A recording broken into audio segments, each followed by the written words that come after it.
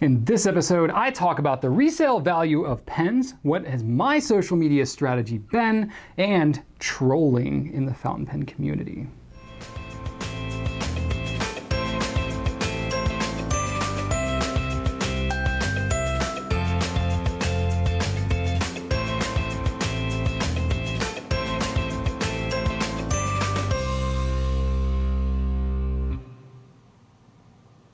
Hey, what's up? It's Brian Goulet here of GouletPens.com, and it is episode number 126 of Goulet Q&A. I am going to give you a little bit of a heads up. I'm not going to be available next week to shoot Q&A, so I'm going to be posting an interview with Anna Reinert of the Well-Appointed Desk that I shot back in April. So it's been a long time coming for this video, but you've been patient and I thank you. So that one will be posting in lieu of regular Q&A next week. It'll be around the same time on Friday, so you'll keep the same rhythm, but it'll be a little different content. Just wanted to give you a little bit of a heads up there. And because of that, Father's Day is going to be that following weekend, so I just want to give a little shout out for Father's Day. I'm a father myself. You know, Father's Day is, not just a time for buying, power drills and stuff like that, but, time to honor our fathers out there. So thank you all you dads for all that you do. I will be celebrating with my family. So that's kind of cool coming up. It's been really a pretty crazy busy week, last several weeks for me. Just a lot of strategic planning stuff, a lot of like running of the business kind of thing. You're just kind of hitting a point where we're needing to address some strategic things here at our company. And so I've been a little less present in the social media realm. My team, thank goodness, they are helping out every day. So you may not notice as much of a presence on our Goulet channels, but for me and my personal channels, if you follow me on Snapchat or Instagram or Twitter or anything like that, I have been relatively silent. I've been around here and there, but I've just really been consumed with all of the strategic things that I've got going on. So I'm sorry about that if that's been impacting you in any kind of a negative way, but I got to do what I got to do. So also had some family stuff going on that I alluded to last week. So just a lot, I got a life. I got a life like everybody else, and I'm just at a point right now where I'm not able to be quite as present publicly as I would like to. But I helped on Periscope earlier in the week, and I'm trying here and there where I'm able. So thanks for bearing with me there. And then just on the business side of things with Goulet, we were trying to launch FedEx. We've been trying to launch it for months, but we were really trying this week. It ended up not happening. A lot of it's just logistical stuff, kind of with setting it up on FedEx's side and getting all the layers of approval that we need to. They're kind of a large organization, so it takes a little while to make things happen, but it's looking like it should be good for next week. And one good thing that's kind of come out of all the delays is we've been able to kind of use that to negotiate some slightly lower rates. So I'm actually pretty happy with what we're going to come out as the end product if and when it finally actually comes out. So we're shooting for next week, unless something crazy happens, which it definitely could because it's happened a bunch already, but look for that coming out. So that should especially be exciting for international shipping folks outside the US, because I'm expecting much lower rates there. And then also for the ground side, we were able to negotiate, that's where we negotiate a lot of lower rates, was on the ground side, especially for commercial. Now, the rates are different for whether you ship it to a house or ship it to a business, because just in general, that's how ground works. So if you're shipping it to your workplace, you're actually going to pay a lower rate than your residence. So fun little fact for you. That's how FedEx does things. So it's not quite like USPS where it's just based on your location. There's a lot of different things to negotiate and work out with FedEx, but overall, we're pretty pleased with how it's going to turn out in the end. Product-wise, it's been, some interesting developments that are coming along. There's a lot of stuff that's going to be coming out over the summer, but the most recent thing that we've had is this matte blue Pilot Vanishing Point, which I will zoom in a little bit and show you. So it's got a little hint of purple to it, not too much, but it's a nice deep navy color. So hope that renders okay on here. We got pictures on our website. They're available now, and they do come with black nibs to match the matte black trim. So kind of cool. I like it. I dig the color. I do want to give a heads up though. It is coming with the new Con 40 converter, which is receiving some mixed reviews, but honestly, there's just not a lot we can do about it. This is how they're coming. All the new Pilot pens are going to be coming with these converters. They're really not, anything too crazy. It's just, it's a slightly lighter. I would, some people are calling it a cheaper feeling one. It's because the plastic on the end here is clear and it's not quite as maybe solid feeling, but you know, they did some things. It's same ink capacity, same size and everything. It's just, you know, what Pilot is moving towards with their converter. So just heads up, that's coming on these pens, and it will be coming out with all their new pens. Eventually it'll transition on all their pens, and that is the Con 40. So that's what you can expect with that particular pen as I zoom out to the appropriate level. Here we go. And then lastly, I don't have the pen here to show you, but the limited edition Visconti Watermark. By the time this video publishes, we should have it in stock. At the time I'm recording this, I don't have it to show you. We're supposed to get it on Thursday. So we got pictures and stuff on our site. It's a very expensive pen, so it's not going to be for everybody, but it's gorgeous, so you can at least look at it and appreciate it for its art if you have some spare moments. I just personally think this is a really cool looking pen, so it's kind of interesting. But first silver overlay pen that we've ever carried here at Goulet, so it's kind of cool. All right, let's jump into the questions for this week. I only have 7 this week, so it's probably gonna be a little faster Q&A, though I shouldn't say that at the beginning, because who knows by the time I get to the end how long it's actually gonna be. By the time you click on this video, you already know how long it is. I don't know that when I'm recording. So I can say at the beginning it's not gonna be a long video. And again, like I'm hypothesizing right now, it's this kind of banter that keeps the videos long. Let's get right into it. Pen and writing questions. Kimberly W on Facebook says, Brian, you mentioned in last week's Q&A that some may sell off a pen to buy more. I'm a total newbie and would like to discuss the resale value of fountain pens. Which pens hold their value and can be resold, and which pens may not resell well? It may tempt me to buy more if I knew that I could sell them if I wanted or needed to. So reselling pens for this purpose is a little different than the capacity that I've talked before. You know, I did talk about, kind of touched on this last week. In previous Q&As, I've talked about reselling pens more from like an investment strategy of like buying a pen on the hopes that it will actually increase in value. That I really have never been that big of a fan of, because it's so speculative, and honestly, the fountain pen market is so niche anyway. I'm not sure I would go that route. Some people do it and have done it successfully. That's fine. The ones that would resell, see, it's those ones though, it's like usually you're not using those. But you're talking about, in this context, you're talking about a pen that you're actually going to want to use to try. If you didn't see the Q&A last week, I was talking about how some people like to narrow down their pens. They might buy a few pens. Really, after using them for a while, they determine which ones they really love the most. And then they'll sell off the rest and only keep like 3 or 4 pens in their rotation. And then they're just kind of churning through some pens to get to the ones they really want. Part of that's a financial decision. Part of that is really just, you got to try it after you buy it. I was going to say try before you buy, but that's not the situation here. It really takes, you know, a lot of using a pen to find which ones you really love, because you got to use it with several different inks. You got to use it in a lot of different situations, different seasons, different, you know, methods of carrying it around. So it can, especially since you're new, you know, you mentioned you're a newbie here, it can take you a year or 2 before you really have figured out kind of the 3 or 4 pens that you use the most. And that's with kind of intentionally trying. So I would say that it's not a process that you should rush necessarily, and I wouldn't go buying a bunch of crazy pens just on speculation to do it. You should still buy your pens intentionally, thinking, yeah, I'm probably really going to love this. But in the beginning, don't buy a lot of expensive pens. I've talked about that. Buy some less expensive ones, because you need to determine which nib size you prefer. And do you like a pen with a metal grip or not? And do you like a heavy pen or a light pen? Do you like a thin pen or a thick pen? You got to figure that kind of stuff out, and it's better to do that on the cheaper end than it is to spend $150 or more to determine, yeah, I don't really like thick pens. You know what I mean?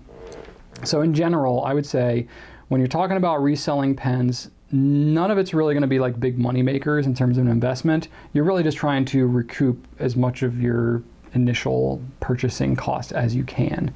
And there's several ways you can do this. You can look at the Fountain Pen Network has a marketplace that you can resell stuff. eBay is usually a pretty good place for fountain pen stuff. There's a bunch of people that buy from there. I'm not sure if the Fountain Pen Geeks has a selling part of their forum or not, but if so, that might be a good place. Or you may just kind of have some contacts, or a pen show might be another place, though you're probably not going to get top dollar at a pen show. I would think that's probably like a last resort thing. I would think eBay or Fountain Pen Network, people that are, you know, not like pressured to buy it with a lot of other options. The problem with a pen show is you go to a pen show, there's tons and tons and tons of other pens there. So you tend to have to drive down your price a little bit to get people to actually take it. So I would say I may not be like the foremost authority on this because I have somewhat limited experience in reselling pens. Okay, so I should qualify that. Reselling used pens, because I make my living from reselling pens that I buy from my manufacturers and then sell to you all, but that's not exactly the same as what we're talking about here. We're talking about used pens. So if you're using a pen for a bit, it's gonna have wear and stuff like that possibly. There's just gonna be a hit that you're gonna take off the pen, just like if you had a car and it was new and you drove it off the lot and now it's used and you're gonna take a hit in value. There's an initial hit in value that you're going to take on any pen. So you want to try and keep it in as good a condition as possible. And in general, I would say if you're buying a pen that's relatively inexpensive, 20 bucks or less, you're probably going to have a hard time reselling it at all, because just shipping costs and the hassle of you know people even dealing with it, they would probably rather just buy a new one and not have to get a resold one. So you're going to be pens at a certain price point before people are even going to want to buy it. And I would say generally the cheaper the pen is, the more of a deal people are going to want to get, because there's going to be kind of a fixed cost of somebody's time that they're going to have to invest, and the risk factor, if you will, of buying from someone they don't know. You know, a cheaper pen like that, they may rather just buy it new. So it's probably going to be pens in a little more expensive price range. Now, that's not a blanket statement. I shouldn't say that altogether, but that's how it is. So really just me qualifying that the used pen market is not really my thing. I haven't flipped a lot of pens on eBay or done a lot of pen shows or anything like that. So there's certainly, put me in my place if I'm saying anything wrong, those of you who are more experienced in this area. And in general, just if you have tips. I would say pens that tend to hold their value more are pens that are limited edition or special editions. And I'm not talking like the super premium priced ones like this Visconti Watermark I mentioned.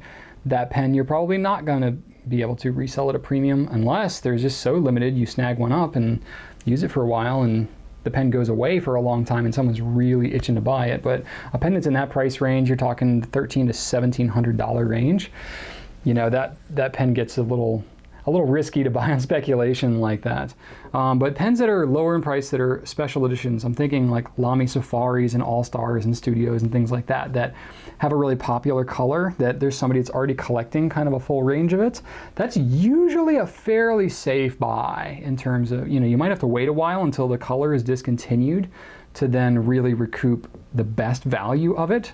But those ones, probably like Safaris, would be kind of the exception of the less expensive pen that people would probably be willing to pay for because of the collectability of it. So if you can get into that collectability factor and the pen is in really good shape, you're probably going to be in great condition there. Yeah, that would be probably my best recommendation. And then really just sticking with well-known and respected brands that really hold up okay. If you get into the stuff that's really obscure, people are just not going to trust necessarily. They already don't know you. And if they're buying a brand they're not really sure about, they're just going to really want to get a deal in order to kind of take that risk. So sticking with something that's really well known that people can expect, like, all right, I'm probably not going to have any problems with this pen, and something like that.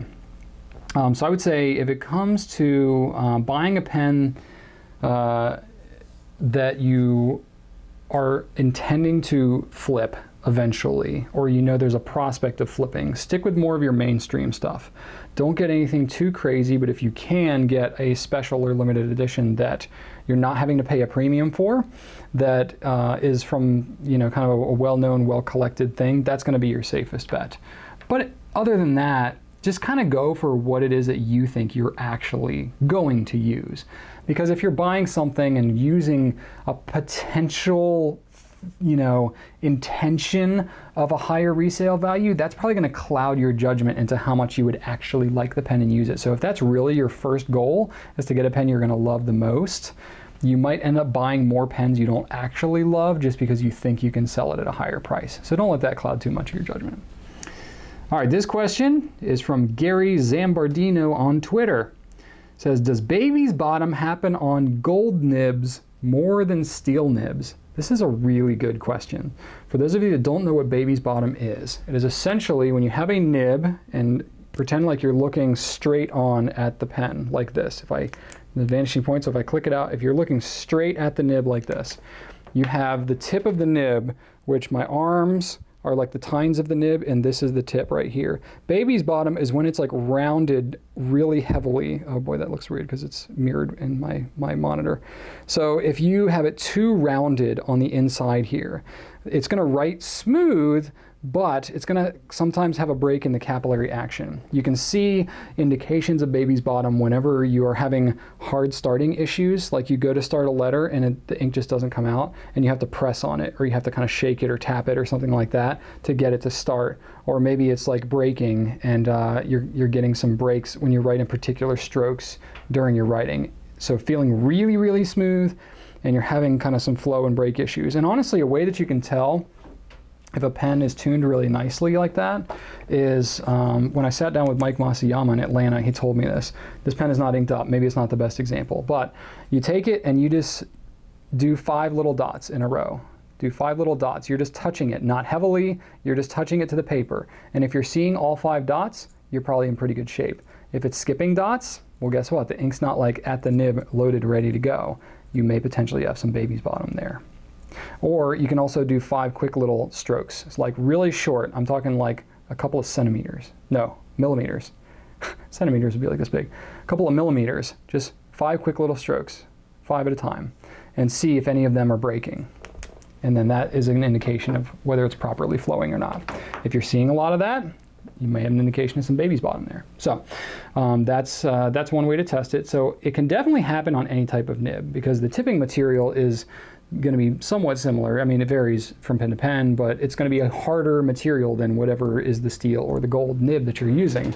So, you know, every pen that they're making, to whatever degree, some is more machining, some is more handwork, but every nib, every fountain pen nib that's being made, there's some degree of handwork that's going involved into tuning these nibs. So depending on how they do it, there could be baby's bottom, and it's not necessarily correlated to whether it's a gold nib or a steel nib.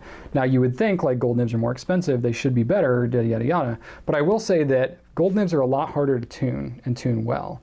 And gold nibs, because they are generally softer and more springy and flexible, it can sometimes be harder to kind of test for baby's bottom because it's easier to kind of press down and overcompensate for that lack of, you know, proper tuning. So then if the person that's testing the nib has a heavier hand than you do, it could be that whoever is writing with it, it's fine, and then when you're using a lighter hand or hold it at a different angle, you're noticing more of that issue. So yeah, you kind of need to be a little more aware. You would definitely think like a pen that's more expensive or has a gold nib or something like that should definitely be tuned properly. I am inclined to agree, and I always push that for our manufacturers, but the reality is it's just sometimes not exactly the case. So that said, I think that it's probably an issue that's a little more prevalent on gold nibs, with a caveat to say it's not definitely a blanket statement. There are certain brands that are known for maybe having more of an issues with baby's bottom. I would say in general, these days, nibs that are manufactured by Bock, I'm seeing more baby's bottom, especially on the broader nibs and the stubs and things like that. So what that means is pen manufacturers that are using these nibs have to do more of their own tuning when they're coming, or they have to, you know, communicate to Bock those issues. Now, it's not like if you buy a pen with a Bock, it's going to be a problem or anything like that, and I don't want to misspeak there, but it's just a kind of a trend that I have seen. So it's something to be aware of, and that's something that we look out for. That's something we communicate to all of our manufacturers, and most of them are looking out for that. So it's something really that's like more upstream in the manufacturing process. It's not like any pen by the time it gets to you has that issue. It's more of like this is something that gets addressed at the manufacturer side of things. So they just have to tune and adjust and kind of handle those things a little bit more. But so I think it's something that you should generally be aware of as far as baby's bottom goes. And it is something that's not incredibly difficult to fix, but it takes a little bit of knowing what's going on and a little bit of practice to really be able to do well. And it's harder to fix this issue with a gold nib. And if you run into that situation, it's best to reach out to either the retailer you bought it from or the manufacturer and their kind of warranty distribution chain so that you can get it properly fixed. Cool? All right, I got a question on ink. This is from Philip T on Facebook. I'm on a quest for the perfect blue-black ink. I love Noodler's Prime of the Commons, which is a UK exclusive, but not how difficult it is to clean out of my pens. Could you please suggest something similar without the permanent qualities? Okay, this is a pretty straightforward, easy question. So Noodler's Aircore Blue Black, I think that one works really nicely. So Prime of the Commons is a permanent ink. It has a little bit of a green tinge to it, so it's a blue black with some green in it.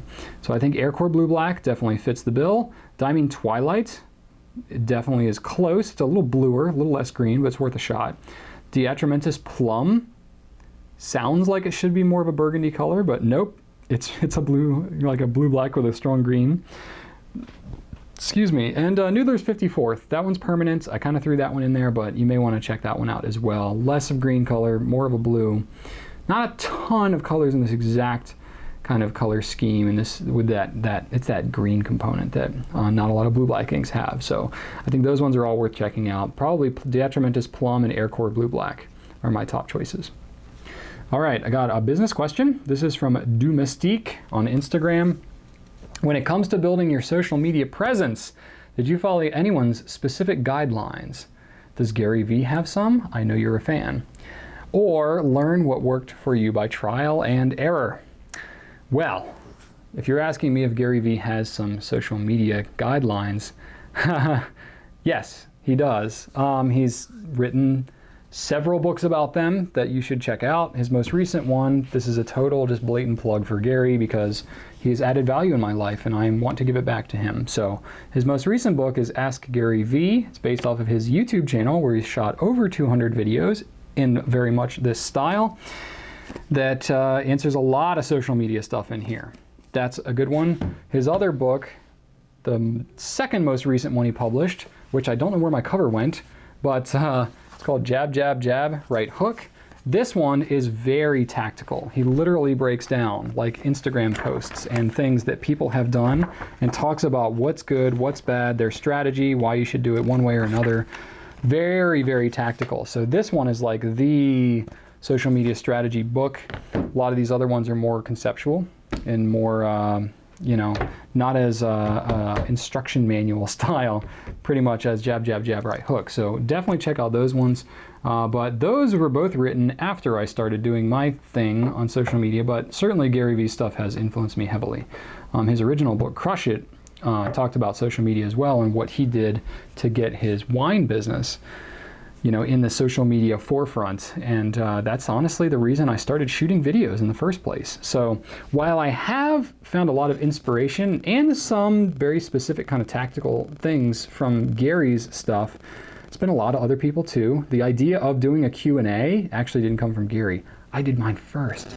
But if you, there's an inspiration for me there was a guy who's a photographer. It's Frono's Photo. That's the guy. I can't even remember his name, actually. I haven't followed him in a while. But he is a photographer and did a Q&A kind of thing. His are very different than mine, but it was kind of that idea of like, oh yeah, a Q&A about subject matter, it's kind of specific, kind of niche, serves a community, you engage and ask questions, and then answer them. That's really kind of cool. So I started doing that. And then here I am, 126 episodes later. So that's really cool. But there's a lot of other things that we do. And it's a healthy blend, I think, of being inspired by what else is going on, looking at experts like Gary Vee, like Frono's Photo that I've seen. There's lots of other ones. Casey Neistat is another one. And there's tons of other really good social media people to follow. Guy Kawasaki does a lot of good stuff. There's lots of good people on Instagram. I'm thinking like Arnold Schwarzenegger is like killing it on Snapchat. Like he's a really good Snapchat presence. So there's interesting people to be following on all the different platforms, and there's certainly like experts on all these different platforms. But in general, you can observe what else is going on, but you can't just like copy paste any of it, because it's just not going to feel natural. And that's the whole thing about social media, is it's all about being present and being in the context of wherever it is that you are. So when you're speaking on Reddit, it's going to be very different than speaking on Instagram. So the different channels that everybody in different communities that everybody kind of gathers into have a different rhythm to them, have a different feel, have a different community. And even if you have the same people, like somebody who's cruising Facebook to catch up on what their relatives are doing, it's very different than when they go on YouTube to watch instructional videos about how to do some kind of cooking or knitting or fountain pen stuff. So there's different contexts that even the same individual can shift depending on the platform you're participating in. So that's kind of key number one, is just to understand that. Gary talks a lot about that. But you, as a person who's putting stuff out into the world on these social media platforms, have to understand what makes sense to your audience. And if you have one follower on any social media platform, you have an audience. You are now a media production outlet, and you have an audience to consider with what you're publishing. A lot of people just use it to just kind of put out whatever, and they don't really care who sees it or whatever it is. And it's just kind of a self-expression place, and that's fine. But if you're really trying to build an actual social media presence and build a community around what you're doing, you have to take into account how you're serving that community and then kind of adapt your style in a way that is naturally fitting for you. And you have to take all that into account. So you can look at social media experts and what all's going around, and I definitely have done plenty of that. Gary Vee has been my single biggest inspiration, but I've taken, marketing input from Seth Godin. I've taken a lot of different business input from folks that read a lot of different books.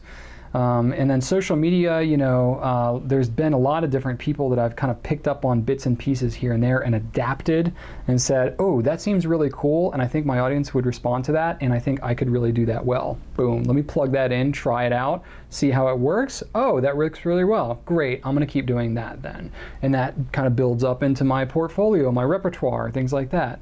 Now, I'm not the only one doing things on social media for Goulet. In fact, I'm not doing most of it these days. I shoot the videos and stuff like that, but I got a whole team here at Goulet that's doing all that stuff. So it's the whole team is doing that. They are watching other people, reading articles, trying things out, seeing how you as a community respond. We're doing that as a whole team now, and that's a whole different dynamic than what it was when I started it back in the early days. So, and then when you get into a team dynamic, it's not just like, what does Brian do well, but it's like, what does the team do well? And so that's a really interesting thing as we've grown to kind of get to learn as we've grown how to best operate on all these different channels and have kind of a coherent brand voice and strategy and have a consistent feel throughout our company. That's something we've been very intentional about trying to do. Not in an inauthentic way, but in fact, springing up from authenticity. How do we be authentically us, but at the same time, making sure that no matter who is kind of writing and helping and viewing and clicking and all these things that are involved in social media, making sure that it feels very similar. So, been kind of a fun, interesting thing to learn as we grow, but I would say that it's definitely good to read up on a lot of these resources. There's really good blogs out there. Copy Blogger is a good one. There's lots of good places. Sonia Simone is a great writer about blogging. So there's lots of good resources you have. ProBlogger, other things like that. Lots of good resources about learning how to do some of this stuff, but you always have to interpret it. And trial and error is always going to be a part of it. All right, got some personal questions. This is from Christian A on Facebook. What are some thoughts on the dichotomy of a digital business for an analog product line, such as fountain pens? Are you and Rachel more digital or analog in your personal lives? It's a long question, so I gotta take a sip of water. For example, is your getting things done system analog or digital? That's my personal productivity approach. Myself, I love writing analog notes with my new fountain pens in Rhodia paper from Goulet, but I would be totally lost without my personal getting things done system in OmniFocus. Yes, so part of what I love about getting things done and David Allen's methodology is that it's not about a single system. It's not about using Post-it notes or using a 3-ring binder or using a planner or using Evernote or using OmniFocus or a single piece of software or something like that. It's a systematic approach, which is what he talks about in his book. So it really can be applied in a lot of different ways, and it's going to look different for different people. So in that way, it's kind of like, all right, you have to do some trial and error to see what really makes sense for you and your life and how you can apply these things. But at the same time, I think it also is more adaptable than it is for, say, everybody trying to use one program. And then you get something like Microsoft Outlook, which is pretty comprehensive. We use Outlook here for our calendar and email management, but it's not everything. You know, they have to-do lists in there, but I don't use to-do lists in Outlook. Forgot what it's called for a second there. I end up using OmniFocus because it's much more dynamic and it works better with my GTD methodology. So there's a lot of different ways you can do things, and literally it's taken me like 3.5 years, 4 years of honing and toning my own personal productivity approach, because I kind of have a few things going on, if you hadn't noticed, but you know, that's okay. So for me, it's been, to kind of get back to your question, it's been more about effectiveness in my actual personal productivity. So I do use a lot of digital stuff because I live in the digital world. I do a lot of stuff online, slinging emails all the time. I have a lot of outside vendors and you know, consultants and stuff like that that I'm communicating with more and more these days.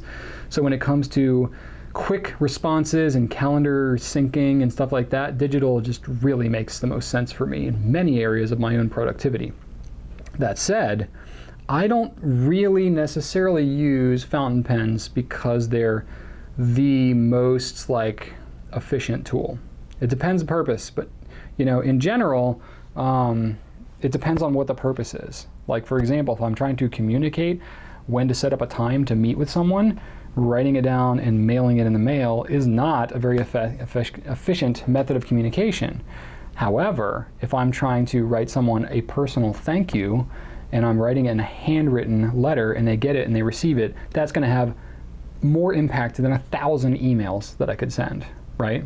So it all depends on what it is you're trying to accomplish. So for me, what I end up using the analog stuff more is for things that I just flat out enjoy. You know, I enjoy writing with a pen, so I write with a pen, and I take notes in certain meetings with a pen because I just like to write with a pen. So for me, it's a productivity tool in the fact that I enjoy writing with it, so it just brings me more satisfaction and it makes me more productive throughout the day because I'm happier.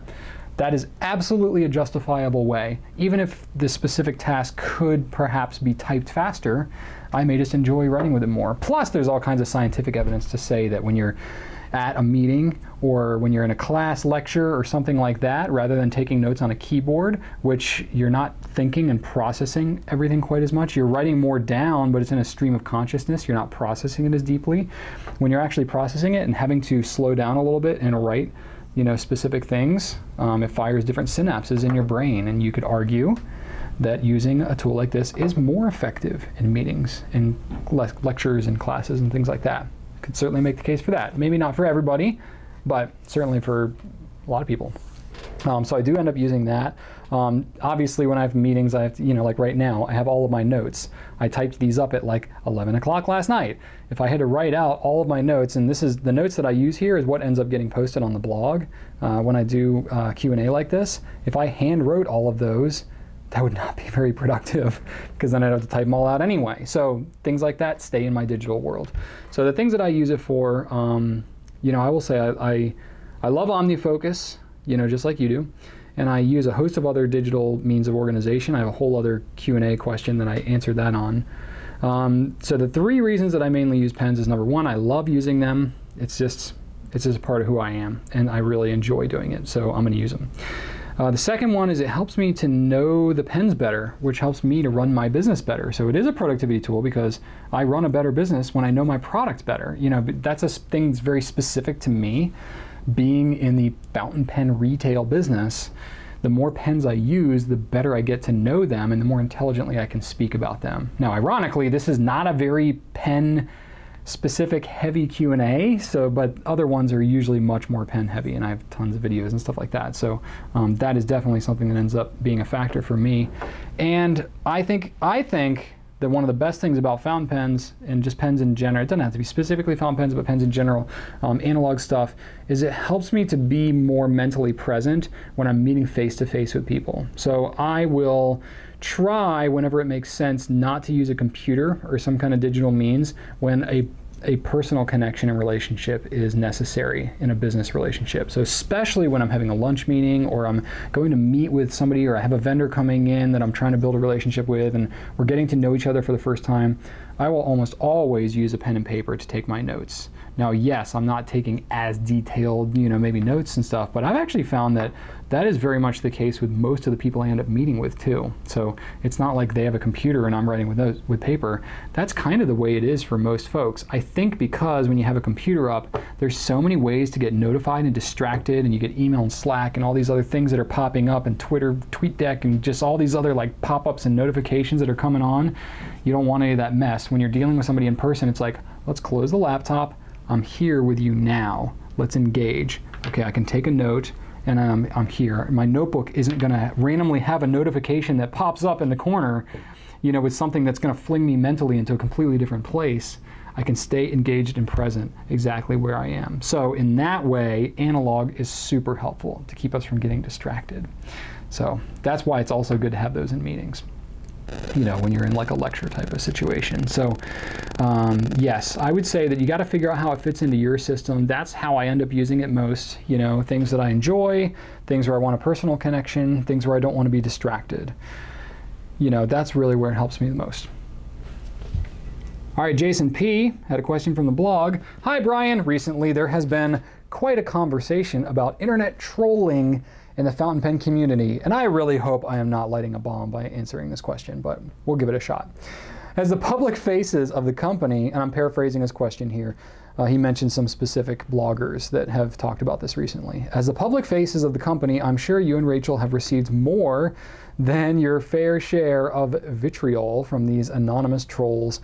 I was wondering, what's your strategy for dealing with this kind of behavior? And if there's anything the broader fountain pen community, including a reader like me, Jason, can do to help combat this type of behavior, since it hurts people. And he specifically calls out Stephen Brown because he did a blog post on it a couple of months ago, who are trying to contribute to the community. So, trolling. Yeah, ever since the internet was created, basically, trolls have been around, and I don't think they're going to go away. I think it's just a part of when you have any type of anonymous environment, people get really brave behind the keyboard, and they're going to say things that they would never say in person. Sometimes people say things that they would say in person. I think part of the advantage, and I'll call it that with a very kind of, polite manner, the advantage that I have being in the customer service business and being in the retail business is the fact that I have had a lot of interactions with people, not just in, anonymous settings like this, but face-to-face, on the phone, you name it, email, every method of communication in non-anonymous environments. And I have been called just about everything you can possibly imagine for justifiable reasons at times and completely unjustifiable reasons. What I've found is that in the fountain pen community in general, I would say from my observation in the last 7 years, is actually quite civil on the internet. Now, obviously there are trolls, and that's been a thing that's been coming up a little more recently. I know that Matt Armstrong has written about that recently, the pen habit. Somewhat recently, Stephen Brown has talked about it. I know other people have been kind of harassed, if you will, to a degree. And honestly, for me, it's kind of like what I've noticed, and I love both these guys, and believe me, the amount of time that they put in to do their work, if really anybody sat down for like 5 minutes and really thought about what it takes to contribute in the ways that they do, they wouldn't say the things that they do, because it's just not fair. So, I completely understand where they're coming from when they're talking about that. Because I've put in the work myself too. Now I'm a retailer, so I financially benefit from doing this kind of stuff in a different way than they do. So to them, it's even more personal when they get attacked. For me, I kind of roll with the punches a little bit. It doesn't feel good to get called a liar or a thief, or be told I'm ugly, or I'm literally like, I had one person that was really outlandish. That said that I was the downfall of modern society because I say the word too much in my Q&As. So got very specific there. But yeah, I get that kind of feedback. It happens. I really don't even let it bother me anymore. And like maybe, hopefully I'm not going to get a bunch of trolls that are going to do it now because they've heard me say this. But I feel like if you're watching 40 minutes into a Q&A, that you're probably more than just a troll. But it happens, you know, and from what I've noticed, at least in my community, because I'm doing the retail thing and we got a really pretty solid following here at this point, whenever somebody is like really outlandish, they stick out like a sore thumb. And I've had a lot of people that have like pounced on those people and be like, hey man, you're not welcome here. Like, leave that trash at home.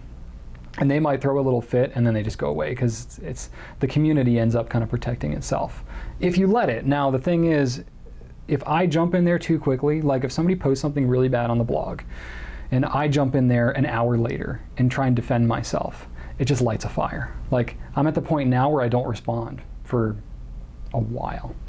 And other people will then jump on and be like, what are you talking about? Blah, blah, blah, blah. And then I'll get a bunch of people that'll defend it. And then I'm like, I'm good. Like, I don't have to worry about it, you know, because the community kind of helps out. So I've been very fortunate in that way, that I've found a lot of support from the community, from my audiences that have really jumped in and helped out there. And I think that's what, specifically, you're talking about Stephen Brown, that's what he was kind of calling for. And I think that's cool. To try to make that happen is difficult. I think it has to kind of happen organically. And part of that is like being patient and just not addressing and not responding to those people. Really, unless they're just completely off their rocker, if you're not engaging with them, they're trying to spark a fight, you know, and if you're not engaging with them, they're not getting it. They're not getting what they want. So I find that non-engagement is the best thing. And me, that's kind of easy because I just don't have the time to mess with that these days. So I don't worry about it. I've been called a gorilla. I've been called a liar. I've been called a thief. I've been called self-centered. I've been said that I talk about my personal life too much and I should only talk about pens, like in a Q&A. And I'm like, you realize what this format is, right? Like, I have tons of pen videos. Watch those. You don't have to watch the Q&A. I even put the questions with timestamps so that you don't have to watch the personal questions. Like, but people complain anyway. So you just kind of let it roll off your back, or at least I do. And I think that being in the public eye, it's just kind of something that is going to happen. And the bigger you get, the more public you get, the more people are going to attack you just because you have an audience and they're trying to stir something up, or they're jealous, or you know, it's crazy. I've actually found that from the customer interaction side of things, you know, we get customers that, you know, have issues with something. It could be a feature on our website that isn't functioning the way they want. It could be something that I've said in a video. It could be, you know, they had an experience with a product that they bought from us that they didn't appreciate, or you know, they needed to initiate a return and they don't like a policy that we have, or something like that. We'll get, you know, accused of all kinds of random things.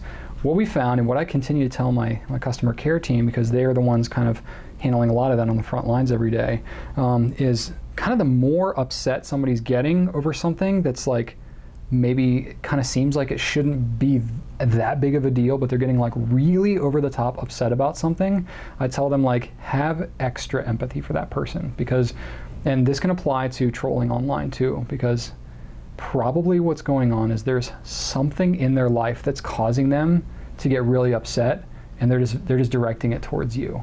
And the more you kind of give them something to fight against, the more they're going to just vent. And I find the thing that diffuses that the most is empathy. And I've done that approach even on like the blog comments and YouTube and stuff like that. When somebody really just lays into me, they're like, man, I'm really sorry. I'm really sorry that you're so upset about this. I definitely never intended to make this happen. I'm really sorry. And you just kind of leave it like that. And it's like, they might still be upset and be like, oh, you're just trying to skate away, whatever. And it's like, no, I'm really genuinely sorry that I don't want to make anybody upset. And then you just kind of leave it. So we've had people, you know, sometimes in a trolling setting like this, you don't get feedback after the fact. But we've had customers get really upset about certain things, and that's okay. We help them out with that. But then after the fact, once things have kind of cooled off, they'll say like, man, I'm really sorry. My mother is in the hospital and it's really stressful, and this just really set me over the top, you know. And they'd say something like, my dog got hit by a car today, and it just, you know, this thing that you did really just hit me the wrong way, you know. And it's like, you get through things like that and you're like, oh man, I'm really sorry. And then you can really empathize, like, that's okay. And I think we all have those moments, but empathy is like really, really key. And that's a tough place to be, to empathize with somebody who's attacking you. But being in the customer service business has definitely helped to grow my empathy a whole lot.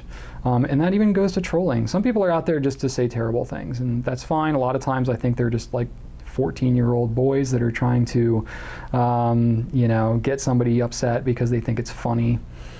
That's what blocking is for, so I don't worry about that too much. And sometimes they get annoying, and sometimes they get really over the top, and it's okay. But things can get out of hand sometimes. But I've had very few instances that have truly gotten out of hand in the past. I've had people threaten to sue me. I've had people tell me that they were going to have the State Department come and shut my business down. I mean, you name it. You name it. It's just crazy what sometimes happens with the trolls, but you just let it roll and empathize. All right, Kevin L. on Facebook. This is going to be the final question. I'll end a little bit early today, after all. Kevin L. said, can you imagine a time where you will adopt the dress shirt and tie attire of the true, I can't even get through this without laughing. The dress shirt and, I literally can't. Can you imagine a time where you will adopt the dress shirt and tie attire of the traditional CEO or founder rather than the fun and casual attire we have come to expect and enjoy? I should have worn a specifically over-the-top shirt for this one. Last week, if you watch my Q&A, I wore the pile of poop emoji shirt. That should tell you I really don't care too much about professional attire in this environment. But yes, I'm like an internet figure at this point, and I think there's a little more grace from a professional standpoint with people who are like internet savvy to dress casually, because that just kind of goes with the vibe a little bit. But I got a nice polo here. I got a collared shirt. There was a time like in my earlier videos where I never even wore a collared shirt. I would wear pajamas and an undershirt, and that's just how it was. I dress a little nicer now than I did even back then. And there are rare circumstances where I'll actually put on a suit for somebody. The only time that I really did that is I was in the CEO networking group, and there were like 200 different CEOs in the local area here that were in this group. And there would be like a quarterly luncheon where literally everyone was in a suit. When I first joined the organization, I went in a suit because I was getting to know people, feeling the vibe, and I was kind of like permission to play. Once I got in with the group and a bunch of people knew who I was, I started dressing down. Not like, poop emoji shirts, but I ditched the tie, I ditched the suit and all that kind of stuff. For me, like every now and then, it's kind of fun to dress up in a suit because I think I clean up all right. But and it's fun for me. Literally, when I'm in a suit, I feel like I'm a little kid playing dress up. Like I've always felt that way my entire life.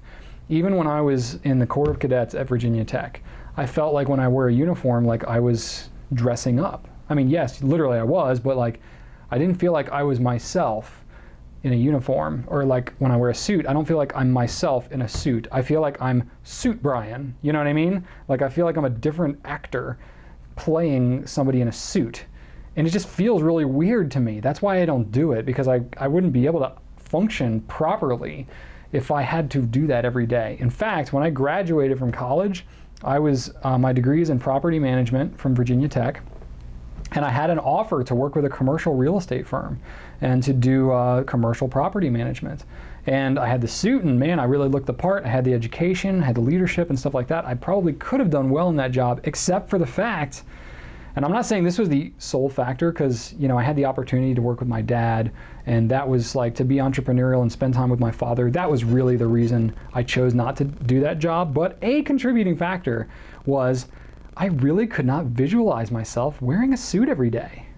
And so the short answer of your question is no, I'm definitely not going to make that a part of my policy for any foreseeable reason. Maybe I'll eat my words 20 years from now when this video gets pulled up and my kids are my age, and they'll be like, Dad, you said you'd never wear a suit. And I'll be like, well, that was young and naive me. Now I wear suits. That might happen. Maybe someday something will change. But thus far in my life, in my 32 years of existence, I have never felt comfortable wearing a suit day to day. So I don't foresee that being a part of anything that's going to be going on here at Goulet. Now, it could be something that down the road, I'll wear it more often if I find myself that's kind of, the thing. And it's not like wearing a suit is bad. I think you got to play to the environment that you're in. Just like I was talking a minute ago about social media and playing to the context of the community that you're in. If you're a doctor or a lawyer or something like that, or in a business environment where you have to wear a suit, you wear a suit. You know, like you have to do what is going to make you most effective in wherever it is that you are. But for me, I don't think wearing a suit really matters or contributes to being effective in what I do. Therefore, the only reason to do it would be if I wanted to. And since I don't, I won't. So if ever my situation changes in the future where wearing a suit makes me most effective, then I would do it. If it, you know, if it is contributing towards my larger vision and goals I'm trying to achieve. But in and of itself, no, I'm never going to choose to just wear a suit on a regular basis because I think it's comfortable or fun, because I don't think it's either of those things. But I will say, as funny as that is, Drew, who's my most tenured team member here, besides from Rachel and myself, he loves wearing suits. He just loves dressing up. He says that if it was appropriate, he would wear a suit every single day. That's just him. He just loves wearing suits. But I'm not that way. So there you go. And at this point, it's kind of ingrained into our culture that we're casual and laid back and stuff like that. I think it would be really kind of a change to our vibe here if we started doing that. So no, I don't foresee it happening. But all right, so the question of the week this week is going to be a little bit of a different twist. It's not related to anything I've talked about. I usually have been going off the questions of the week and kind of talking about something I've talked about in this particular Q&A, excuse me. And it's going to be a little, it's going to be a little offbeat just because I'm talking about something that's coming a little further out. So because I'm not going to have a traditional Q&A next week, I really want to talk about Father's Day. Because, you know, my dad has been very influential to me in my life as I'm getting older, as he's getting older, as I have children of my own. I really appreciate the fatherly things that my dad has done for me in my life. And, you know, I do a regular thing on Sundays where, you know, we go to church. We actually go to the same church my parents do. And we always get together with them after church. And that's really kind of cool. And it's a very kind of precious time for me to be involved with my parents at this stage in my life. So for me, I want to keep a kind of a fatherly oriented vibe in today's question of the week. Very long setup to actually get to the question. So because I'm not going to be able to ask this next week, it would make more sense, but I'm going to ask a little bit ahead of time, but maybe I'll get you to prep up and you can be like, oh shoot, that's right, Father's Day is coming, I should do something, and not wait until the weekend of. But Father's Day is January 19th in the US. I'm not sure if it's celebrated globally or not, to what degree, but it is the 19th, so it's coming. But I would love for you to type out in the comments to tell me a really cool story about your dad from childhood. For me as a father now, especially that my kids are getting to the age, they're 4 and 6, they're getting to the age that they're starting to do things that I remember doing as a kid and I have memories of. And I'm starting to do things as a dad that I remember my dad doing when I was that age. It's really wigging me out, and it's really like trips me because I feel like I time travel when I say a certain thing that sounds exactly like my dad said it, and I'm like, oh my gosh, this is why my dad told me I was a dawdler all the time because I took forever to get dressed and forever to do anything just like my son. You know, it's like, oh my gosh, I get it now. Oh man, I appreciate my dad so much more, you know, stuff like that. So I have these cool little flashes. So I would just love to hear any stories that you had, you know, any stories that you have of like memories, the earlier the better, of just like really cool and meaningful things that your dad did for you as a child. I think that'd be really neat to share. So go ahead and leave those in the comments. I didn't talk about a lot of pens today, but if you want to check out what I did talk about, you can see it on gouletpens.com. Go ahead and subscribe to our YouTube channel if you haven't already, and tell your friends to, and tell your dad to when you are wishing him a happy Father's Day. So, hope you have a good one. Thanks so much for watching. Have a great weekend and a great rest of your week, and right on.